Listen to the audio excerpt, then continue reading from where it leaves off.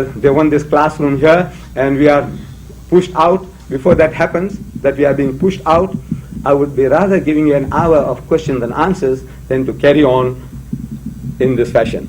So with these words, Mr. Chairman, ladies and gentlemen, I leave myself open to you all for questioning. Yes, my son. In the Islamic, scriptures, what will occur before the last days, according to your scriptures? What will occur? Yes. And let's worry about the last day. What will occur? This is everything occurring is a sign that you're leading towards destruction. What you see around you are signs that you're inviting destruction. See, Jimmy Swaggart in his book on homosexuals, he says, America says God will judge you. God must judge you, he's telling. These are his words.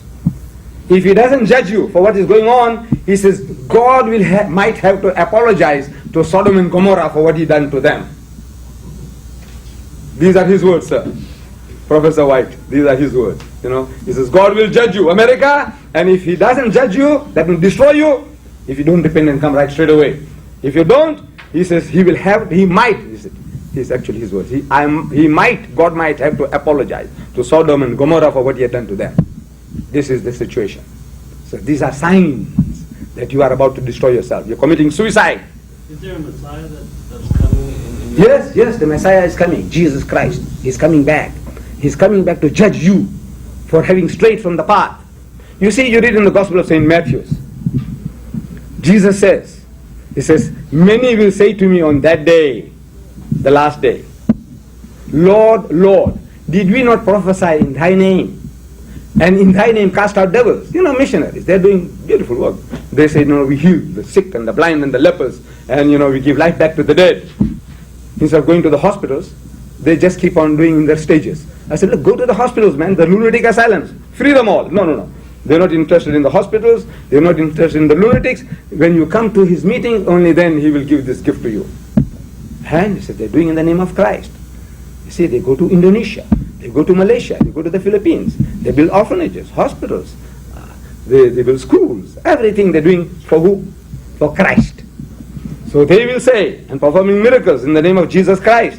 He says, many will say to me on that day, Lord, Lord, did we not prophesy in thy name, and in thy name cast out devils, and in thy name do many mighty works? Jesus says, then will I profess unto them, I never knew you. Depart from me, ye that work iniquity. Footsack, get away. You're rubbish, I don't even know you. I am asking learned Christians, DDs, doctors of divinity, philosophers of religion. I'm asking them, why would Jesus tell you, footsack, get away, rubbish? You, not the Jews. He won't say, you Jews, get away. You Muslims, rubbish, get away. I don't know you. You Hindus, run away. You atheists, communists, run away. No. He says, you who are calling him Lord, Lord, and you did all these things in his name. He's coming to rectify you because you have gone off the track.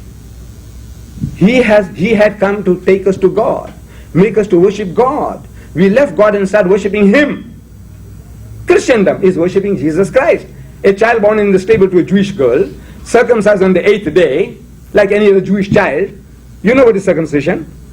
Do you know what is circumcision? You know what is circumcision? Yes. Are you circumcised? No.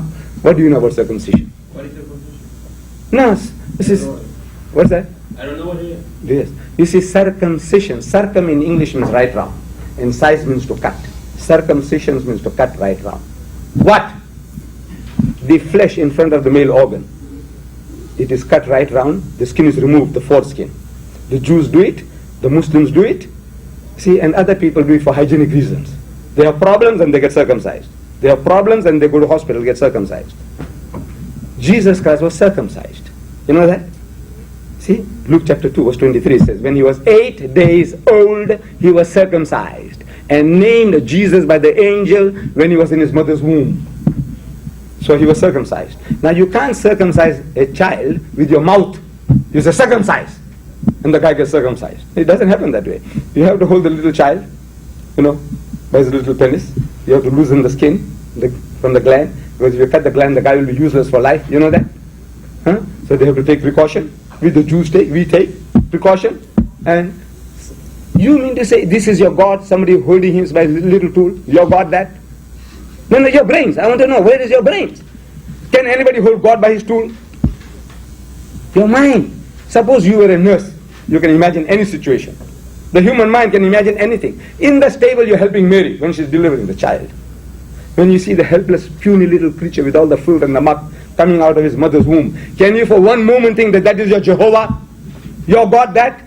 Your mind, I want you to tell me honestly, your mind when you're seeing and helping this puny little creature, your God? The mind says no. This child who drinks milk from his mother's breast also wets his napkins. Your God, wetting napkins. Man who eats food also excretes. Anybody, whether it's a Moses or a Jesus or a Muhammad, if you eat, you must excrete. You have a call of nature. You run to the toilet. And if there's no toilet, you run behind the bush. You run behind rocks. God running behind rocks, run behind bushes? No. But what has happened to you? The man is telling you. He says, worship God. Come, I will teach you how to pray. He said, pray like this. Oh, our Father which art in heaven, hallowed be thy name. Thy kingdom come. Thy will be done on earth as it is in heaven. Where did he say the Father of Jesus Christ in heaven?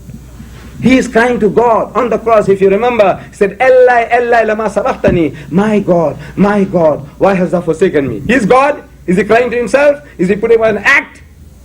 What is happening to you? What are you reading? He's crying to somebody else and you say he is God. That means he's putting on an act. Is he acting? Play acting? No. The man never said, I'm God. He says, my Father is greater than I. He said, my Father is greater than all. He said, I can of my own self do nothing. I can do nothing of myself. He says, the words ye hear are not mine, but the Father that sent me. He had given me a commandment, what I should say and what I should speak, even as the Father had sent unto me, so I speak. He says, of that day knoweth no man, no, not the angels, not the Son, but the Father in heaven. Where does he say he is God? Where does he say he is equal to God? Where? There isn't. In this whole vast scripture, there isn't a single statement anywhere, in any version of the Bible, where Jesus says, I am God, or where he says, worship me. And yet, 1,200 million Christians are programmed, brainwashed to say, he is God.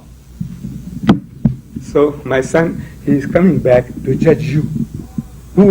Whoever says that Jesus is Lord, is coming to judge you for that. He is not Lord. The Lord is God in heaven. The Father in heaven. He is the only true God. And Jesus Christ was sent by God. This is a question. Yes? I'm a little bit worried about your exclusion of Buddhism from the world's major universal missionary religions. And also your many statements about Islam being the only religion that such and such, which similarly excludes Buddhism. You said Islam is the only religion that prohibits drinking alcohol. The Buddhist scriptures require that people not drink alcohol. Why do all religions have to be Semitically rooted religions, and why do all Asian religions, and specifically Buddhism, have to be excluded? I think you came in a little late. Did you? Were you from the beginning here? From the beginning. Right. So if you remember, sir, that I said we can safely divide the religions of the world into two major groups. I said the Aryan religions and the Semitic religions. Now, I said these Aryan religions, Zoroastrianism, Hinduism, Buddhism. Then I said the Semitic religions, Judaism, Christianity, Islam. Since the bulk of the people here are among the Semites, I couldn't recognize a single Buddhist here, or a single Hindu here, a single Zoroastrian here. It was a waste of time if I were going to start telling you about the difference between Hinduism and Buddhism, and between Buddhism and Islam.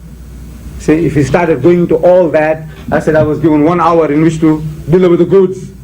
And since we are more concerned, is this environment here, America, I take it there are 3 major religions in this country. In their order of numbers, Christianity, Judaism and Islam. Buddhism, I don't know how many Buddhists are here in this country. Probably more than Muslims. Possible, we are 4 million. At least.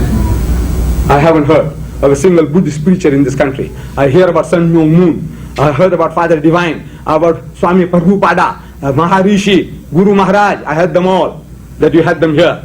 See, and they created movement. I have never heard of a single Buddhist. Maybe they are too silent, they are too passive. They didn't deserve, me wasting my breath on them. They are not a challenge anyway. In the world, in my country, no Buddhists. You see, in India, the land of its birth is thrown out, kicked out, never to return. That's Buddhism. So in other words, there are some people in the Far East, Buddhists, Chinese Buddhists, maybe Japanese Buddhists, but they are not a world religion in the sense, I said missionary religions, in the sense that Christianity and Islam are. These both are vying for the soul, hearts and souls of mankind, not Buddhism. Another thing that's occurring in this country, which is a very, very lively Buddhist-Christian dialogue. There's a major international conference occurring just a short distance from here in Berkeley next summer, where Buddhists and Christians from all over the world are going to engage in a Buddhist-Christian dialogue. And let's worry about the last day. What will occur, everything is occurring, is a sign that you're leading towards destruction. What you see around you are signs that you're inviting destruction. See, Jimmy Swaggart in his book on homosexuals, he says, America, God will judge you. God must judge you, he's telling. These are his words. If he doesn't judge you, they want this classroom here, and we are pushed out. Before that happens, that we are being pushed out, I would be rather giving you an hour of questions and answers than to carry on in this fashion. So with these words, Mr. Chairman, ladies and gentlemen, I leave myself open to you all for questioning. Yes, my son. In the Islamic, scriptures, what will occur before the last days, according to your scriptures? What will occur?